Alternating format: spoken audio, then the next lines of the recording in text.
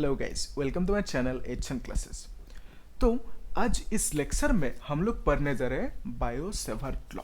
ठीक है, bio Savart law. तो हम लोग एक्चुअल में देखेंगे ये बायो सेवर्ट लॉ है क्या और इससे हम लोग क्या कर सकते हैं। ऑब्वियसली मैग्नेटिक फील्ड निकालेंगे, आप लोग जानते हो थोड़ा बहुत। ठीक है, तो लेकिन हम लोग आज बहुत ही ज़्यादा डिटेल्स में देखेंगे, अच्छे से दिखेंगे। ठीक है, और फिर ये टॉपिक कंप्लीट हो जाने के बाद क्वेश्चंस भी सॉल्व करेंगे इसके ऊपर बेस्ड। ओके, तो question based on bio Savart law बोल सकते हो। तो ये लेक्चर नंबर 2 है, chapter 4 moving charges and magnetism. जो एनसीईआरटी बुक में नाम लिखा गया वो है मूविंग चार्जेस एंड मैग्नेटिज्म, और एसएल अरोरा जो रेफरेंस है, ओके, तो इसमें क्या नाम लिखा गया, मैग्नेटिक इफेक्ट ऑफ करंट। बात तो एक ही है ना। तो मैग्नेटिक इफेक्ट मतलब मैग्नेटिज्म, तो फिर करंट मतलब मूविंग चार्जेस। मूविंग चार्जेस होने से ही करंट तो होता है ना। ओके, तो देखो यहाँ पे ये मैंने एक नोट बनाया अच्छे से, बहुत ही ज़्यादा मेहनत करके लिखा आप लोगों के लिए। ठीक है, तो इस नोट को आप लोग डाउनलोड करके लिखना, डिस्क्रिप्शन बॉक्स में मैं एक लिंक दे दूंगा। ठीक है, तो ऐसे आप लोग डिसिप्लिन करके लिख लेना, तभी तो मार्क्स ज़्यादा मिलेंगे ना एग्जाम में। ओके, पूरा डिसिप्लिन करके डायग्राम बना के अच्छे से ऐसे लिखना। ठीक है, तो अभी देखो बायो सेवर्ट लॉ होता क्या है। तो एम्पियर ने हमें क्या बोला, एम्पियर ने बोला कि जब भी एक करंट कैरिंग वायर होंगे उसके अराउंड मैग्नेटिक फील्ड होंगे। ठीक है, तो वो मैग्नेटिक फील्ड कितना होंगे उसे हम निकालेंगे बायो सेवर्ट लॉ की मदद से। तो इसीलिए हमें पढ़ना होगा ना बायो सेवर्ट लॉ। तो देखो सपोज मान लेते हैं एक वायर है ऐसे, तो इस वायर में करंट फ्लो हो रहा है। ठीक है, कितना करंट, आई करंट लेट से, या आई करंट फ्लो हो रहा है। अभी देखो इस वायर की वजह से यहाँ पे मैग्नेटिक फील्ड मिलेंगे, तो वो मैग्नेटिक फील्ड कितना होंगे हमें वो निकलना है। ओके, तो बायो सेवर्ट लॉ वही तो करेंगे ना। देखो तो बायो सेवर्ट लॉ ने एक चीज हाईलाइट किया कि ये जो मैग्नेटिक फील्ड देंगे, यानी बायो सेवर्ट लॉ की जो फॉर्मूला होंगे उससे जो तुम मैग्नेटिक फील्ड निकालोगे, वो मैग्नेटिक फील्ड पहले पूरा का पूरा वायर के लिए नहीं निकल सकते। तो बायो सेवर्ट लॉ यही बोलता है कि स्मॉल एलिमेंट एक लोगे, यहाँ पे इस वायर में ये पूरा का पूरा लेंथ एल है मान लो, तो यहाँ पे एक छोटा सा लेंथ लिया, तो इस लेंथ को क्या बोलेंगे, डीएल बोलेंगे। तो बायो सेवर्ट लॉ एप्लीकेबल कब होंगे, जब तुम एक स्मॉल लेंथ लोगे, तो स्मॉल लेंथ की वजह से यहाँ पे मैग्नेटिक फील्ड मिलेंगे। तो बायो सेवर्ट ने ये कहा। तो अगर पूरा का पूरा लेंथ के लिए चाहिए तो तुम क्या करोगे, इंटीग्रेट करोगे। ठीक है, तो इस स्मॉल लेंथ के लिए इस जगह पे जो मैग्नेटिक फील्ड मिलेंगे वो मैग्नेटिक फील्ड कितना होंगे, बी होंगे क्या, नहीं, कितना होंगे, डी बी होंगे। क्यों बोला इसे, डी बी मतलब छोटा सा, चीजों को समझाने के लिए डी लिखते हैं ना हम लोग। तो जैसे डीएल मतलब स्मॉल लेंथ, या फिर डीबी मतलब स्मॉल मैग्नेटिक फील्ड। तो स्मॉल लेंथ के लिए यहाँ पे मैग्नेटिक फील्ड मिलेंगे, स्मॉल मैग्नेटिक फील्ड।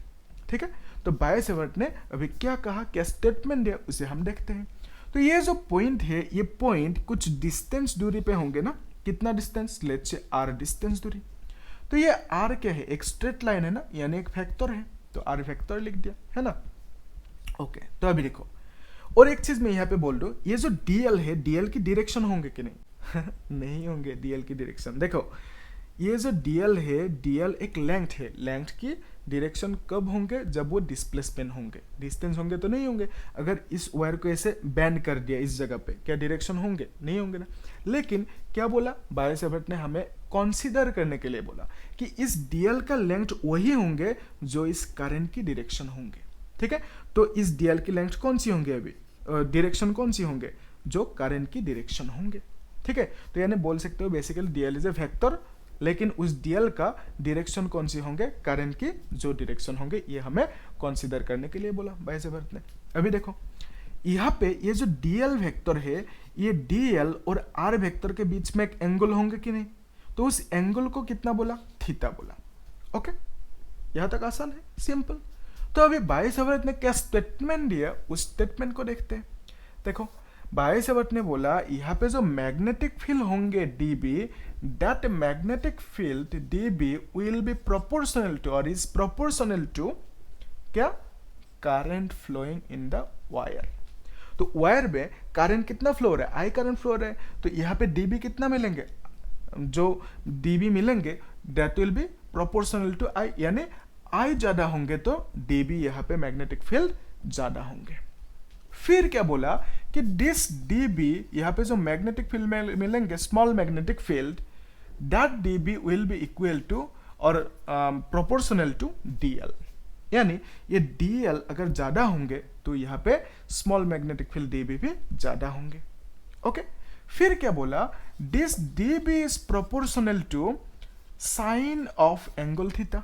तो यहाँ पे जो एंगल है थीटा, इसका अगर साइन लो तो क्या होंगे, उससे प्रोपोर्शनल होंगे। और एक बोला, क्या बोला कि d B is proportional to 1/r², यानी inversely proportional to r²।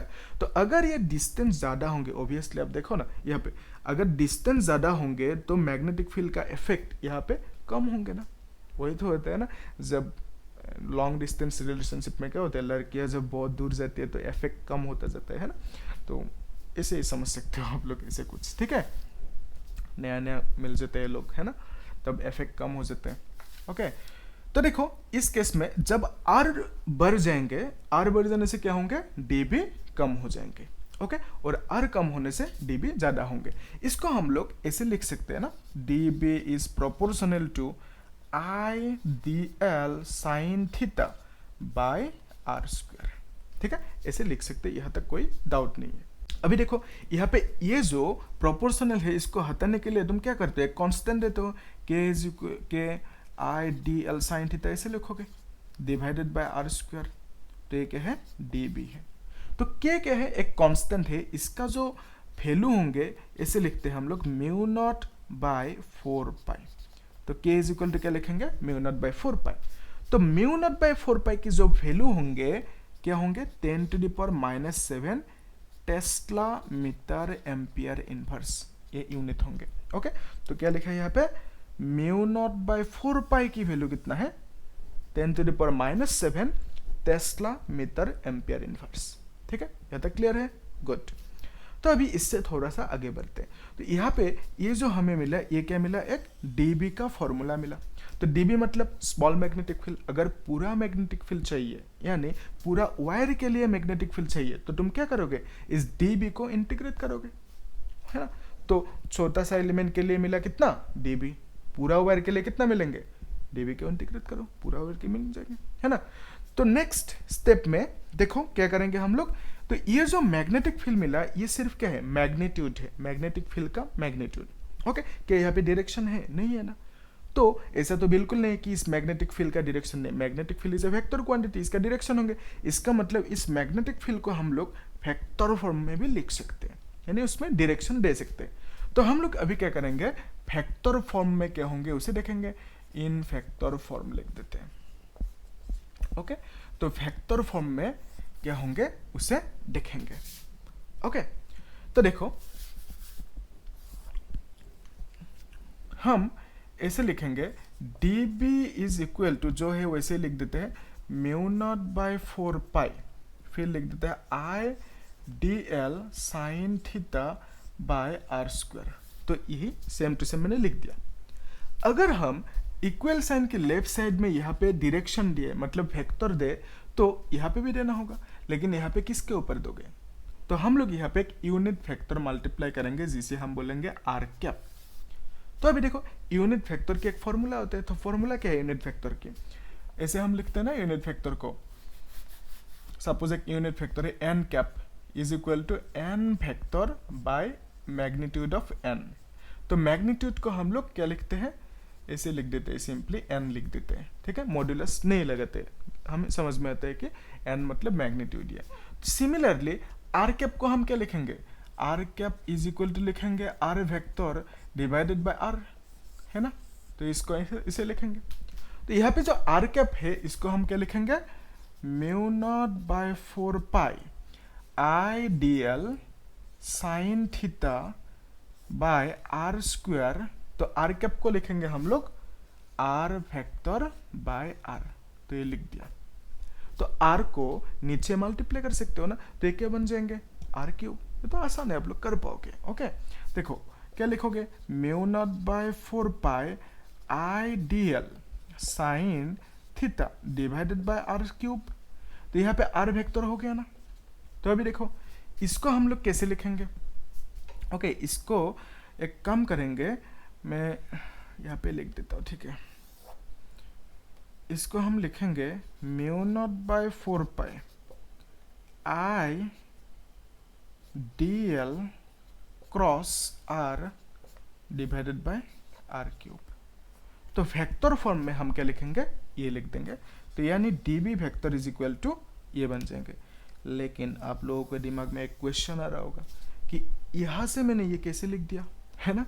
Okay, लेकिन आसान है। देखो यहाँ पे आप लोगों को मालूम है cross product A cross B क्या होता है, A cross B. Okay, A cross B is equal to A B sine theta, है ना, है कि नहीं, है obviously A cross B is equal to A B sine theta. तो सिमिलरली अगर हम लिखे डी एल फिर लिखे R, okay, D L R लिखा फिर क्या लिखा sine theta is equal to क्या होंगे, D L vector cross R vector होंगे कि नहीं।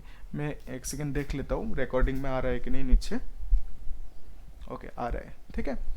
तो यहाँ पे d l into r into sine theta यानी डी एल क्रॉस आर होंगे।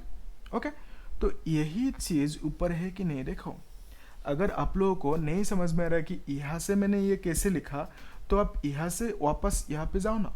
ओके, नीचे से ऊपर जाओ तो वही मिलेंगे ना, d l cross r, d l cross r is equal to d L r sine theta, d L r sine theta, वही तो मिला ना, है ना। तो ऐसा तो बिल्कुल है नहीं कि मतलब आर को इधर नहीं ले सकते हो, आर को तुम यहाँ पे भी लेके आ सकते हो, ठीक है। तो d L r sine theta is equal to d l cross r. तो ये हो गया। बहुत हो इसमें दिक्कत आते हैं, मैं नहीं बोलूँगा कि नहीं आते, कि मतलब इस स्टेप से यहाँ पे डायरेक्टली कैसे जंप हो गया ना, कैसे आ गए, ठीक है। तो हम लोग इसको इस तरह की चीज़ें जब मिलेंगे हम क्या करेंगे, नीचे से ऊपर जाएंगे क्योंकि इक्वल है ना। तो यहाँ से अगर ये आप है तो यहाँ से हम लोग वापस ऊपर जा सकते हैं। तो आप लोग इसे जो यहाँ पे क्रॉस प्रोडक्ट है डी एल क्रॉस आर, इसको क्या लिखोगे, D L r sine theta, तो ये मिल जाएंगे, है ना, आसान है, ठीक है। तो टेक्निकली चीज़ों को देखना होगा। तो यहाँ पे आप लोगों का ये बायो सेवर्ट लॉ कंप्लीट हो जाता है, ठीक है। तो क्या सीखा हमने कि ये जो मैग्नेटिक फील्ड होंगे यहाँ पे, वो magnetic field small elemental length के लिए होंगे, डीएल के लिए, और इसके लिए स्मॉल लेंथ के लिए magnetic field obviously small magnetic field होंगे। ओके, तो वो मैग्नेटिक फील्ड कितना होंगे यानी उसका मैग्नीट्यूड कितना होंगे, हम लोग इस फॉर्मूला की मदद से निकल सकते हैं। ये है मैग्नीट्यूड की फॉर्मूला यानी मैग्नेटिक फील्ड की फॉर्मूला। तो फिर इसी को हमने क्या किया, फैक्टर फॉर्म में लिखा। तो फैक्टर फॉर्म में क्या पाया, ये पाया, ठीक है। तो अगर कोई डाउट है तो मुझे कमेंट सेक्शन में पूछना, मैं समझा दूंगा, ठीक है। अगर ये स्टेप में कुछ गड़बड़ नहीं समझ में आ रहा है तो मुझे पूछना, ठीक है, मैं समझा दूंगा और आसानी से, ठीक है। ओके, तो हम लोग एक काम करेंगे, नेक्स्ट क्लास में इसके ऊपर बेस्ट कुछ क्वेश्चंस करेंगे, ठीक है। जैसे जो न्यूमेरिकल्स वगैरह होंगे ना, आईआईटी में आया हुआ, नीट में या बोर्ड एग्जाम में जो न्यूमेरिकल्स आते हैं या आया था ना, उस तरह की न्यूमेरिकल्स को हम लोग करेंगे। तो ये टॉपिक और अच्छे से क्लियर हो जाएंगे और मेन चीज़ सीखोगे कि फॉर्मूला को कहाँ पे कैसे लगाना होगा, और क्वेश्चन में वही सब हम लोग करेंगे, ठीक है। Okay, thank you.